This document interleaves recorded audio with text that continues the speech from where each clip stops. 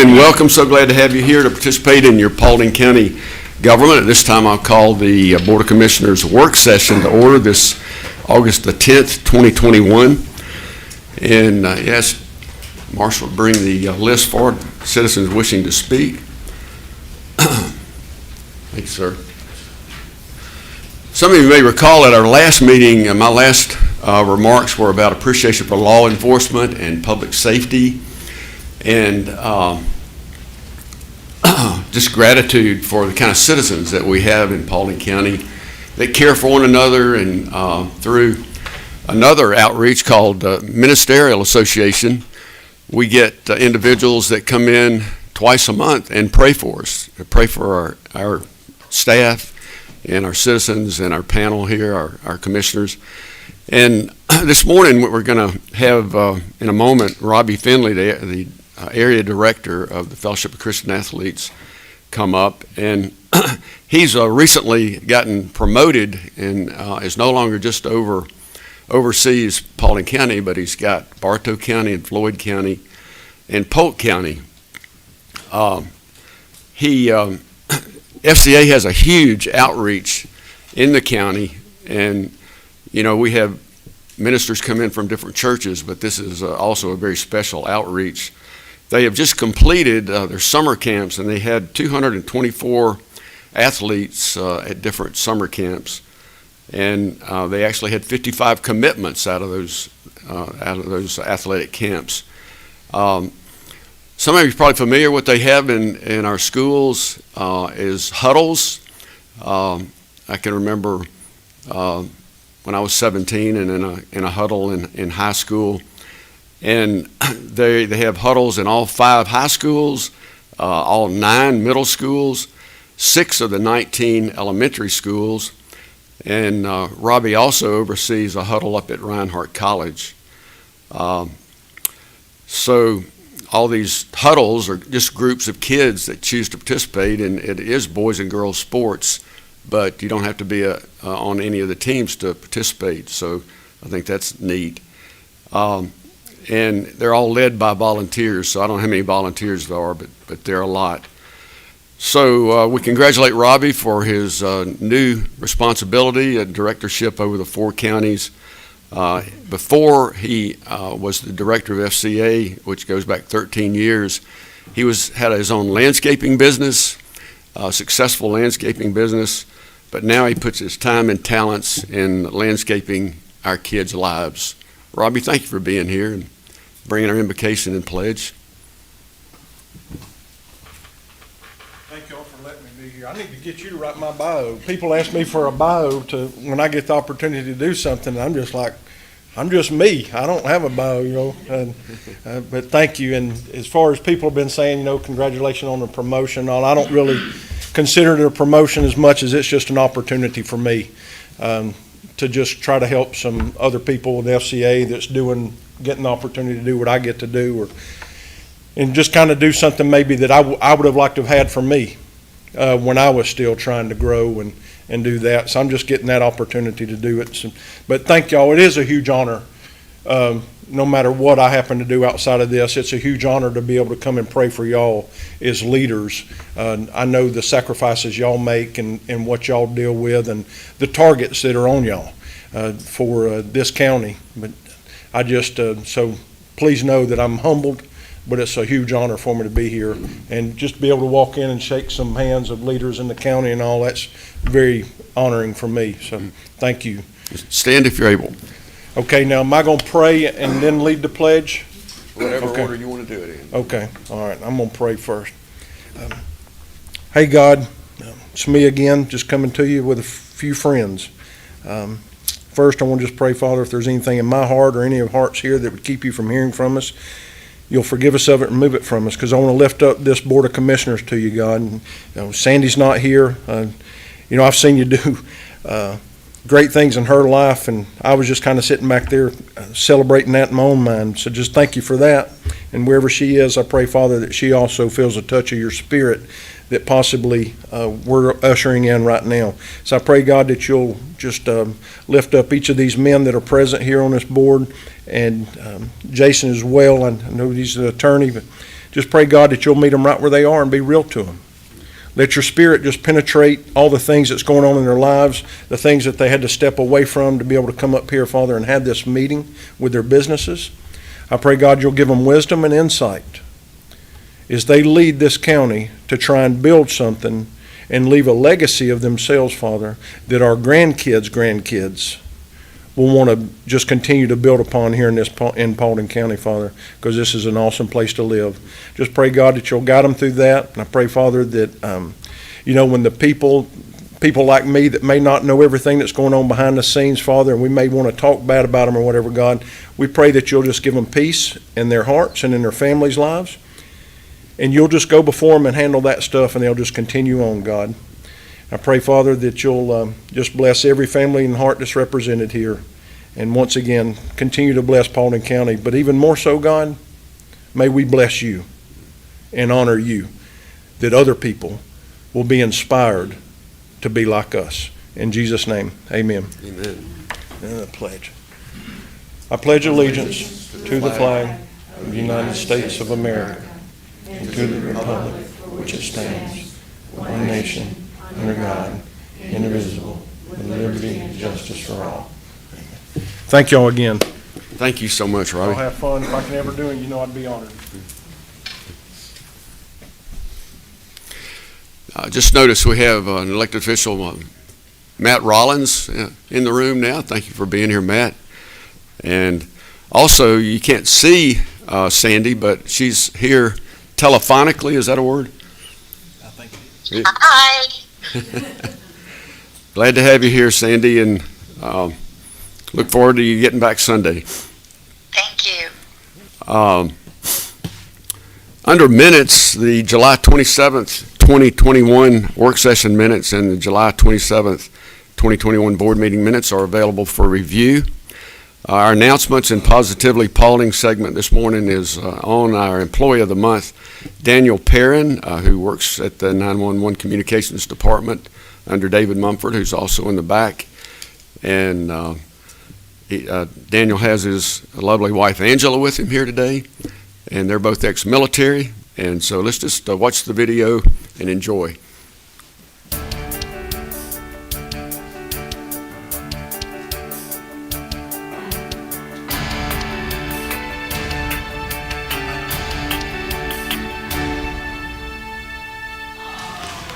We have an employee that has gotten the county Employee of the Month award, and it will be Daniel.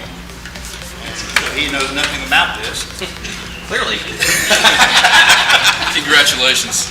I nominated Daniel for the Employee of the Month because he is so passionate about a project that he took on with peer support, which is truly important for all of public safety, and he has ran with it from the onset. He has joined forces with Cobb County, with Roswell, and other agencies throughout the state to provide peer support to other agencies when they're going through any kind of hardship that affects us. He is very compassionate and knowledgeable and very willing to help any chance he gets, and we are very grateful to have him.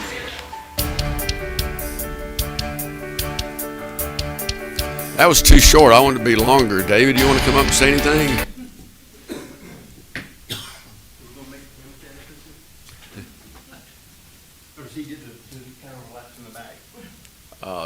We usually bring him in as bride up That's forward. what I thought. So, I hate for you to sit back there. and get a picture. Come on up, Daniel and Angela. Just while David's talking, you just stand here in front of us. Yeah, so Daniel is a lead communications officer at the 911 Center, which means that he's an assistant shift supervisor, and he also has a training responsibility. In fact, in the video, you can see that he was actually sitting there with one of our trainees when you guys came in and surprised him. He was in the middle of doing his training duties, which he's very, very good at. And another interesting point about Daniel is that he's the first employee that we've ever hired remotely. So you guys were deployed in Italy, right?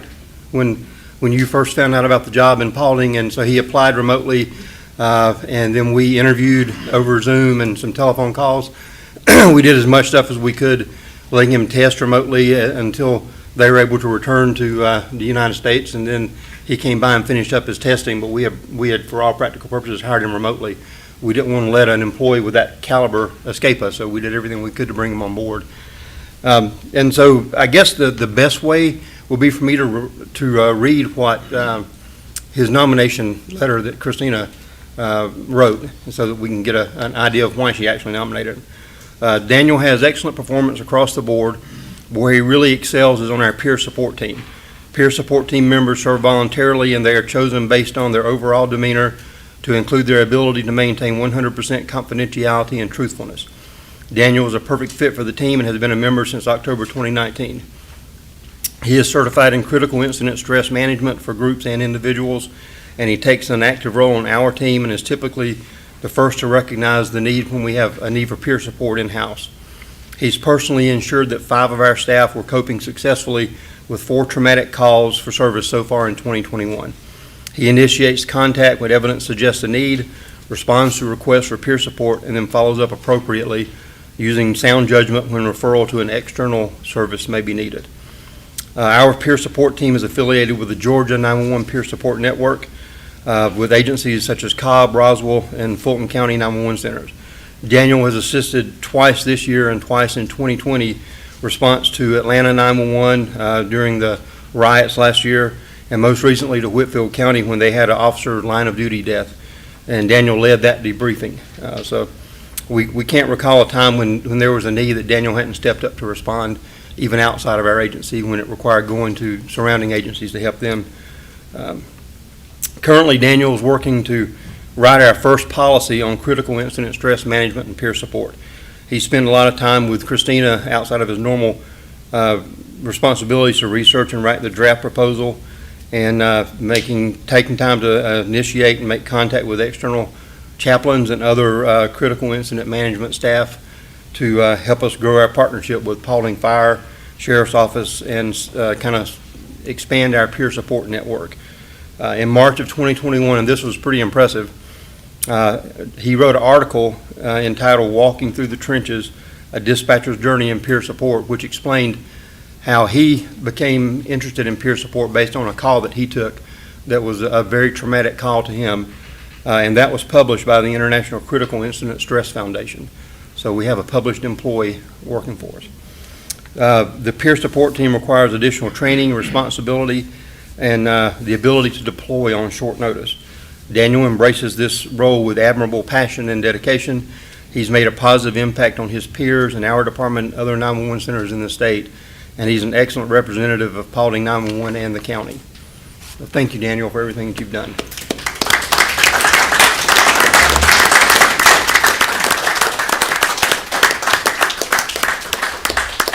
We also have to thank his wife for putting up with his life in public safety. So, yeah.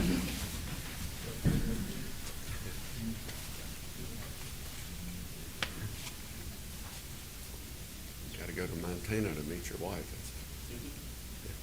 That'll make you smile.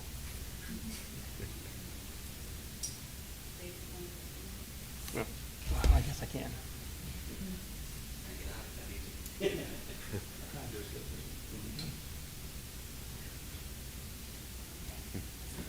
Congratulations. You switch chairs with me.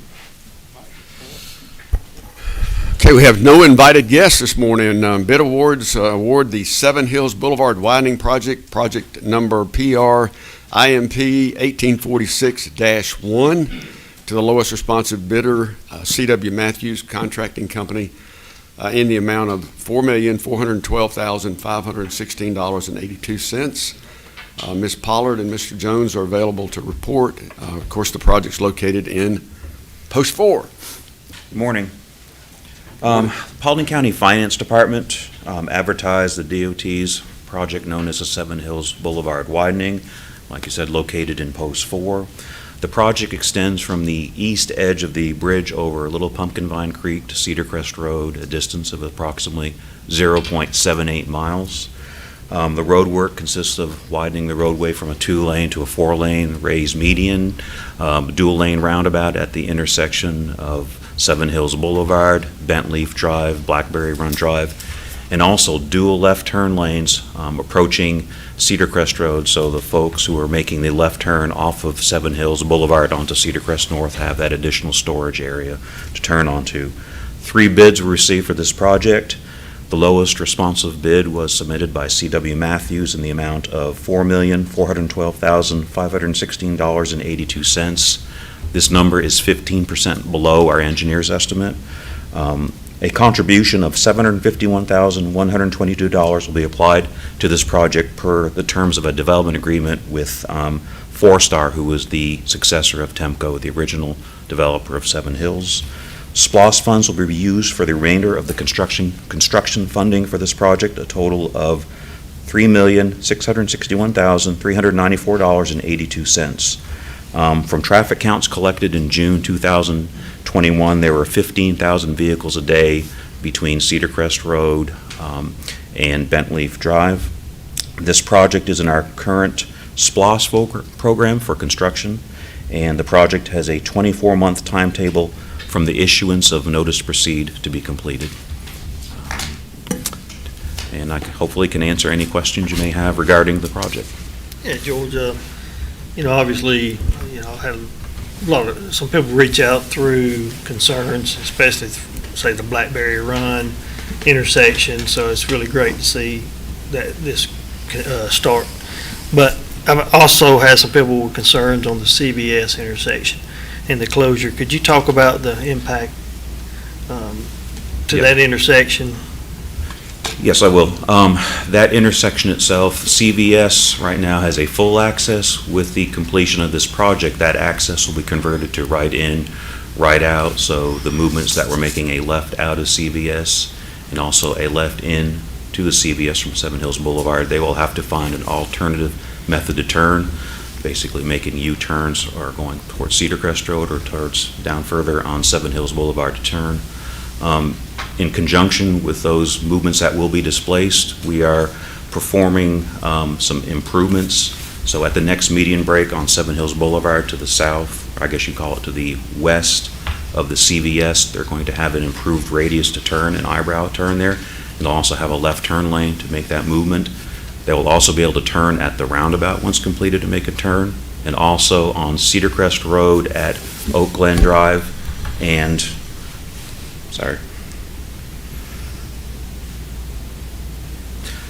Cedar Crest at Cedar Crest Boulevard, improved radiuses will be constructed to better facilitate U-turn movements at both of those intersections. What, I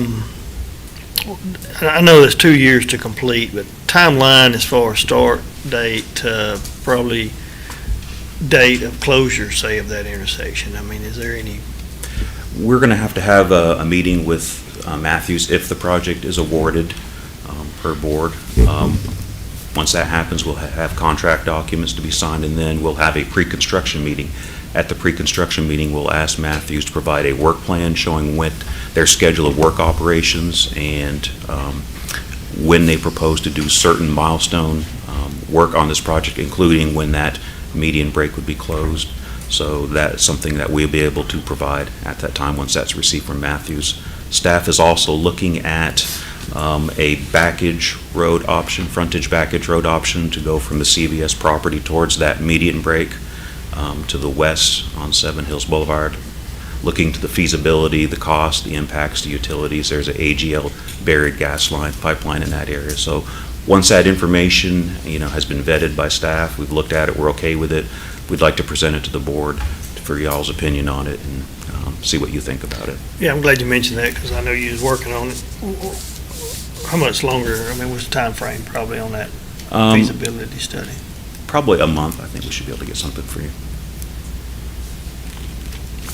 Thank you. Thank you. Thank you, George. Oh, one more question, George, I'm sorry. So, they've been, the way projects are moving and the cost.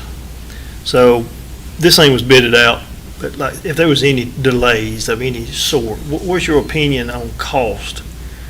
Like, to have a delay of? Well, typically, as you know, inflation, as it goes up over time, most things. So if a delay would occur, due to no fault of the contractor, the project cost would typically increase unless we had some type of recession. But as you know, it's typically things go up, not down. So delaying the project is just going to most likely increase the project costs. And also the traffic will grow over time. And as everybody knows on the board, with the residents there, the subdivisions that have been basically permitted, the rezoning, that traffic is going to increase. So the warrants for a typical 4-lane roadway in the planning area, you're looking at about 18,500 vehicles a day. So we're quickly approaching that number, obviously, with the amount of permitted developments in that area. Thank you. The bridge will be widened later? Yes, sir. Yes, Chairman. At some point later in time, that will be the next phase of the project, widening from the bridge towards another termini area to the west. And all this was in the makings from 20-plus years ago with Four Star, whenever it was originally designed, right? Yes, sir. Obviously, with the amount of property that was as part of this development, the number of traffic that was anticipated based on the number of residences, they knew that this widening was going to be needed, and that's why the right-of-way area is so wide to accommodate this type of a project. And it was well planned out. It's a very nice area. It's very, like I said, it's very scenic. It looks nice. And again, our work will hopefully, add on to that and continue to make it look like a nice and also a safe, efficient roadway area. Thank you. Thank you.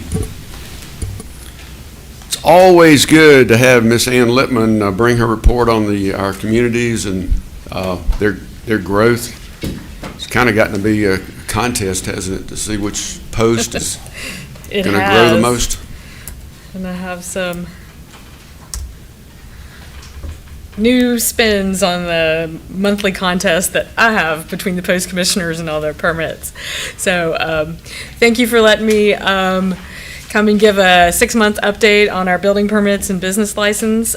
This graph shows the total number of permits that have been issued in 2021. This does include COs and certificate of completions. So we have issued 4,512 permits. The next slide shows a little bit of a breakdown between the major permits issued each month. Building Master, which is our single-family detached and attached permits, is the top. The trades, which are mechanical, electrical, and plumbing, is number 2. And something interesting, point out 2 things. You'll notice a very low number of building masters in July. We issued only 59 building master permits, and that is the lowest we've issued in a month since 2015. Another one I want to point out, if you look at the trade permits, about 500 of those are electrical permits.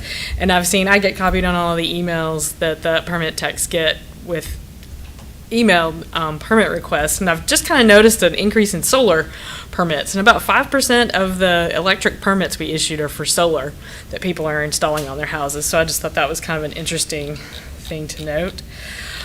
Inspections have remained steady. Can't really explain why May had a little drop, but we're averaging, our 6 building inspectors are doing about 1,000 or more inspections every month. This slide shows let me reduce a little bit so we can see everything. This is the number of permits issued, residential versus non-residential. If we continue at the rate we did in July with Building Master, we may not exceed what we issued in 2020. I kind of doubt that we're going to go the rest of the year only issuing 60 permits a month, but that'll be interesting to see at the end of the year. This next slide, this shows the value of construction. The value of construction, one commercial building permit typically has a much higher value than a group of single-family ones. This year we've only had 4 commercial permits that had a value more than $1 million, and that was Hiram High School renovations, the U-Haul on 120, the Burlington Coat Factory, and the Wellstar Cath Lab. Here's where my monthly contest always is: single-family permits issued by commission post by month. And in March, Post 4 did not come in first, Post 4 did not come in second, but Post 4 came in third place for the first time and probably since I've been here. Post 1, I think, had a lot of permits because of increased activity in Riverwood and Hardy Springs subdivision. So just always a little fun. I use the number of permits to track what the population growth in each post would be. I mean, it's kind of interesting. There's probably more people moved to Post 4 in the past 10 years than live in the city of Dallas. And the same goes for Post 2 and Post 3 for Hiram. It's about the equivalent of the city of Hiram that moved into those two posts. So I think just totally you see the growth that's happened in the past 10 years. This is, always, when I do these monthly report updates, I want to bring something new to the table. Economic development, I send them permit data, and at one point they asked me what the breakdown of commercial permits by post was. So here you can see Post 1, Post 2, Post 3, and Post 4, the number of commercial permits. Post 1 and Post 3, we do the permitting for the city of Hiram. So a lot of the permits that we issue are in the city of Hiram and in that commission post. So you can see the breakdown in there. And Post 1, you are the winner in commercial value. Two of the biggest permits were in Post 1, so that shows the value of the commercial permits. Transitioning to business licenses, this is the number. We've had 560 new business license issued this year, and the total number of active licenses we had as of this morning is 3,747.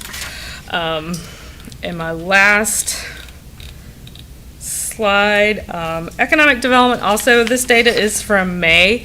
They asked us to break down all our business licenses by post. We were able to do that, and then I further broke down what the breakdown between commercial establishments by post versus home occupation. So Post 4 has the most business licenses, but Post 1 has the most commercial business licenses. And that is my last slide, and if anybody has any questions, I'll be happy to give answers, and I think it'll be interesting to see what the last quarter of 2021 holds for us.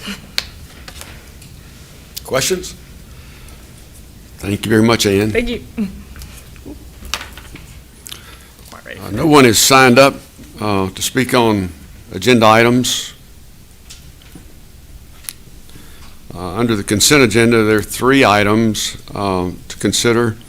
Item number 3 is to accept the following street for perpetual maintenance by the county located in Whitley Place subdivision. The street's Whitley Court.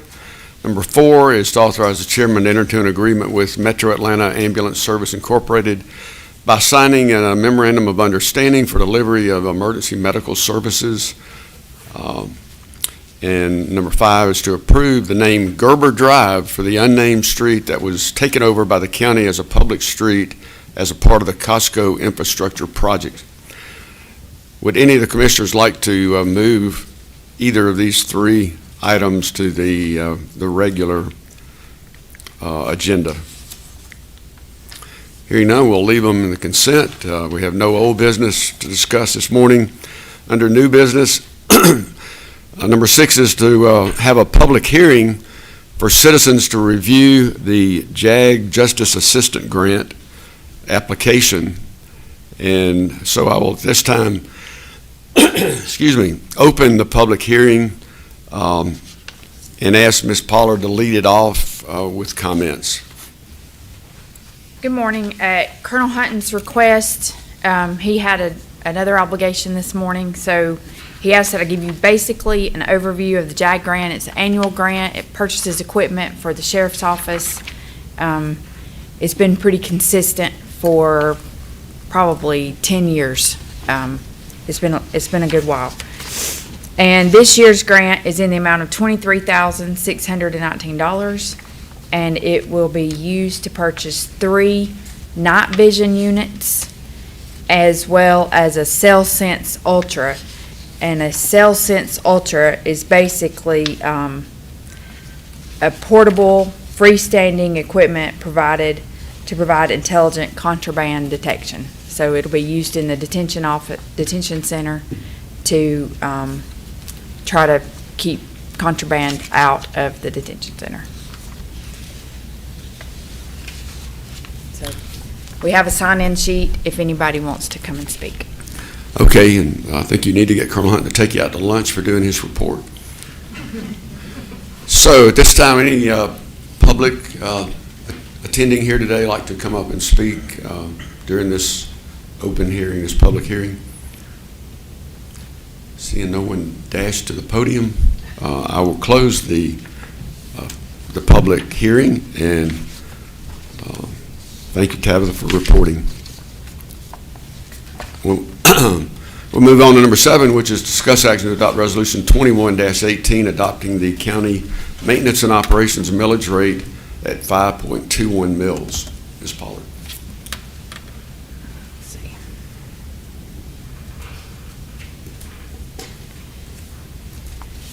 This also is an annual process. Every August, on the digest is completed June 1st, we issue a budget, budget for review to the public on June 1st based on that digest. And then we held a public hearing at the last meeting for the budget. And if we have any increases to the digest, according to the Taxpayer Bill of Rights, we are required to roll that millage rate back or hold 3 public hearings and advertisements that we're increasing taxes based on the increase of the digest value. This year, we have rolled that millage rate back.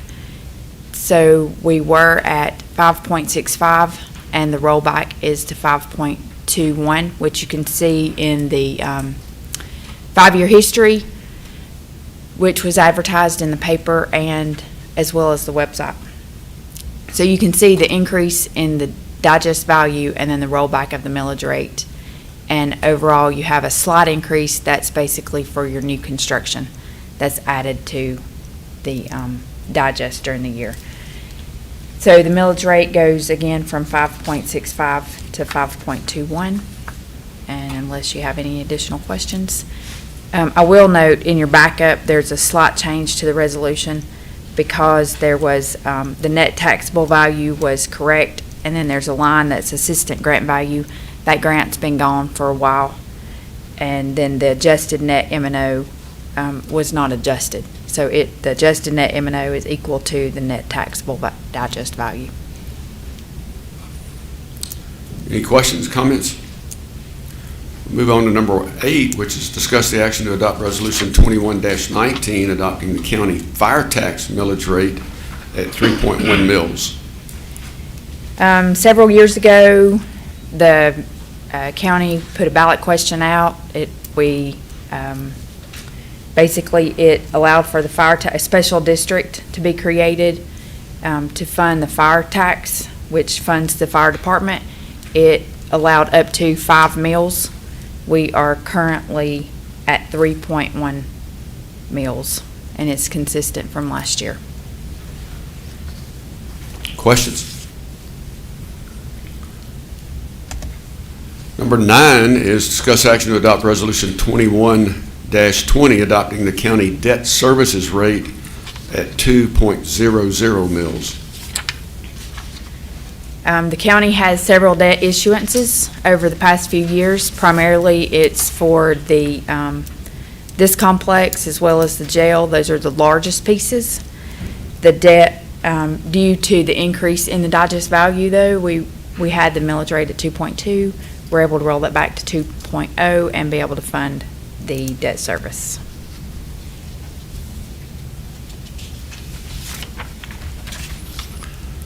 Number 10 is discuss action to adopt resolution 21-21, adopting the county school tax millage rate at 18.75 mils.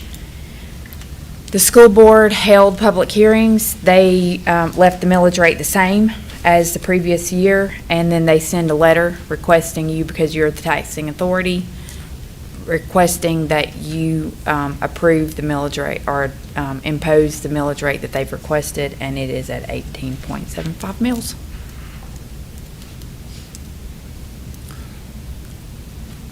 Would you just comment on the percentage of the overall that the school tax millage rate represents? I don't have that number exactly in front of me, but around 60% of the taxes go to the school board. I mean, the total millage rate, if you add the counties, it's going to be 10.31, and the school is 18.75. Item number 11 is discuss action to adopt Resolution 21-22, authorizing the tax commissioner to retain a 2.5% fee for the collection of school tax. Every year, the school, rather than having two digests, the school board utilizes the digest created by the tax assessors, and then the tax commissioner actually collects those taxes. And for doing so, the law allows us to collect up to 2.5%. And that's what this resolution does, is collects that fee to offset the cost. Any questions? Number 12, discuss action to adopt the fiscal year 2022 budget. Okay, again, we had the public hearing for the budget at the last meeting. We've had a few minor changes, such as the rollback rate changed just a little, so that reduced the revenue. And we've had a few items that were rolled from, last year was kind of a difficult year to get some projects completed, so some of those projects moved from one year to the next. And so in order to do so, if they weren't ready to to complete a purchase order or encumber the funds, then we allowed them to roll that money from one to the other, from 2021 to 2022. So there are very minor changes. This does adopt a budget for the general fund, fire fund, and as well as all of our special revenue and our debt service funds. It's been out for review since June 1st. It's very similar to last year, not a lot of changes. Any comments? I've got a comment. I think it's noteworthy that you go all the way back to 1990 and move forward. There's never been an M&O millage rate as low as 5.21 mils. Item number 13 is discuss action to adopt the fiscal year 2021 budget amendments. One thing also that I need to mention as well is I left backup for each one of you, and there's backup in the back. So if you look at the top of this to tell the difference between the 2022 and the 2021 amended, the 2022 says FY 2022 revenues and budgeted expenditures, and the other one says FY 2021 amended revenues and budgeted expenditures. So every year we go through we adopt the budget, and then we go through the year, and you all make changes throughout the year. Some of them have dollar signs attached to them, and then we do a consolidated budget amendment at the end of the year. So that's what this is doing. It's not allowing for any additional expenses to be incurred. 2021 is finished. It's over. What this does is it increases the expenditure amount to $91 million, which is kind of significant, but it takes into account all of the additional revenues that we've received as well. We did not spend that much money. The actual expense is going to be closer to $80 million for this year. I'll bring you back, and we'll start audit in the next couple of weeks. We're closing out the year. But you will have an increase to your fund balance, so it won't be actually quite the expenditure that we have here. But you have some encumbrances, again, POs, that kind of thing, that are moving from one year to the next. So this allows for everything that's been encumbered throughout the year, even if it's not going to be actually expended by June 30th. That makes things a little bit confusing, but timing is everything in government.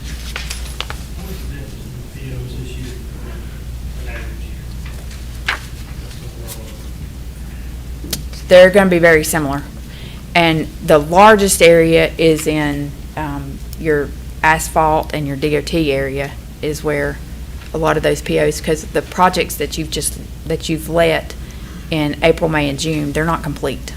And so those are rolling, and it's routine to do that year after year. What's the second highest other than DOT? As far as rollovers?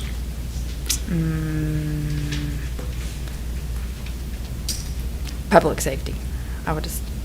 Yeah. Any other comments or questions? Thank you very much, Tabitha.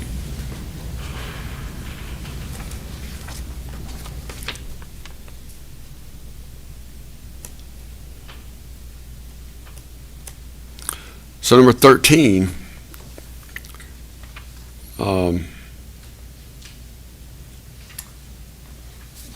yeah, with 13, so are you going to do Miss Ashmore's?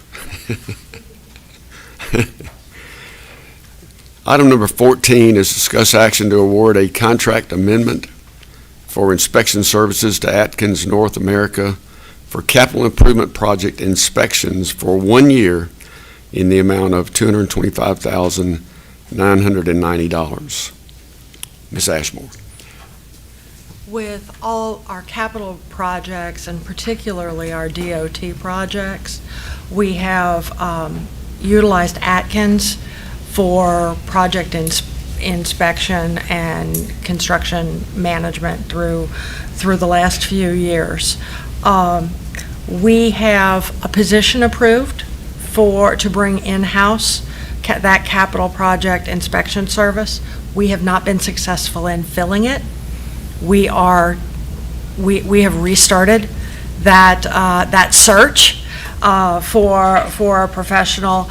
This provides us a contract for, it's basically on a unit price contract, so it allows for up to a year of continued service by our inspector as we continue to try and fill that position. Say that we find, or talk Chuck into doing it tomorrow, instead of taking a nap during the day. We only utilize what we need. We only utilize the services that we call for. Right. Questions, comments? Sandy, you doing okay? Okay, thank you very much, Laurie. It's conclusion of regular business. No one has signed up to speak on non-agenda items. We have no requirement for executive session. We've got a fun event coming up that I try to take as many of my 13 grandchildren as I can, since all of them can ride bikes. And I would turn it over to the county administrator to make an announcement. Thank you, Mr. Chairman. Coming up is the 14th annual Paulding Rides for Wishes, benefiting Make-A-Wish. This, for those who don't know, this is an event that the county employees put on for the community. And again, this will be our 4th annual. It's coming up on Saturday, October 9th at 8 a.m. here in Veterans Park. So if anybody needs any information on it, you want to register for it, you can go to paulding.gov or active.com and search for Rides for Wishes. So we're just excited. Last year, even during the height of the pandemic, we were able to have our 3rd annual, and we were very successful in getting a lot of folks out there to help out.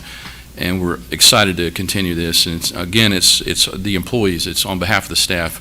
We're putting this forward for the citizens in our community. So we're very excited. And just to let everybody know, the wishes that are granted, the stipulation that we had when we developed the relationship with Make-A-Wish was that the wishes would go for children that live here in Paulding County, so it stays in the county. So we're really pleased with that. Thank you. I look forward. It'll be a little cooler in October than when we've done it. Any of the commissioners like to make some final remarks or announcements or celebrations? or words of forgiveness? Yeah, I'd like to congratulate the North Paulding Robotics Club. This past weekend, they was in Johnson City, Tennessee for a world championship competition. And they done, all three clubs or teams done very well in that competition. And so I just wanted to congratulate them. Good stuff. I'd like to thank Robbie Finley for coming in this morning.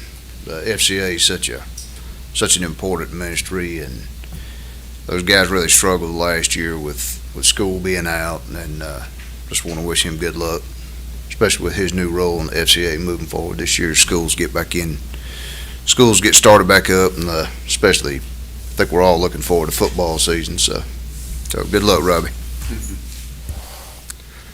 Hope he's listening, or his wife will tell him. I'll make sure I don't leave you out. I wanted to make a comment on this budget. You know, it's a long process from February, March, right on into today, and now this wraps up the fiscal year 22 budget. It's been a lot of input from all the commissioners, comments and discussions. Staff have worked very hard on the budget and being as conservative as possible with personnel needs. I also like to comment that 66% of our budget is for employees, and of course they provide the services that constituents and taxpayers, citizens receive. So we take it very seriously. We take it as though it's a dollar out of our own wallet when we create a budget. So I'm grateful to everybody that's had an input into that. And Tabitha, great job by you and your staff. Much appreciated. With that, I will ask for... Can I say something? Yes, ma'am. I would like to thank Daniel Cameron with 911. That is not an easy job. I've been there a few times and watched what they do, and just wanted to say great job. Thank you, Sandy. This time, I'll entertain a motion to adjourn. Make a motion to adjourn. Motion to adjourn by Commissioner Stover. Is there a second? Second by Commissioner Hart. All those in favor say aye. Aye. We stand adjourned.